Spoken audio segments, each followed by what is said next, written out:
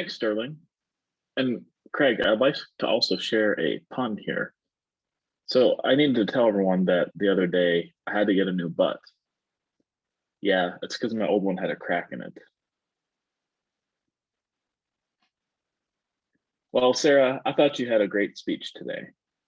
Now, before I start, though, I do want to ask, is this originally going to be a speech given to your employer, or is this a speech to fit within the pathways process? Just so I make sure that I'm understanding this Just for the evaluation pathways, period.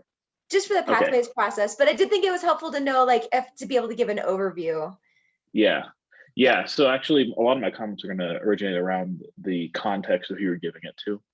You excelled because it was very, very well organized. You hit the bullet points that you needed to hit, boom, boom, boom, and you're very clear about what bullet points you need to hit as well too. You had a very good introduction. It put us in a very understanding way to definitely know what you were talking about, what your speech was. You, from what it sounds like, you have a very analytical and very procedural job, and pulling that into a speech, it's important for the audience to really understand exactly what you're going for and what you're talking about. And your biggest strength was well organized. You didn't have any filler words. It was very, very clear, very, very to the point. A few things that I think that you can work on, especially, and I'm not quite sure, this is up to your discernment if it's good for your office, but I'd say especially given the Toastmaster audience, this is important as well too. I would really try to not, it seemed a bit at times like you were talking in a robotic fashion, and that you're really kind of going in a quick way that really hits the major points without actually giving a bit more detail. Now, I know it was a short speech, but I don't think we needed as much detail as you're giving us.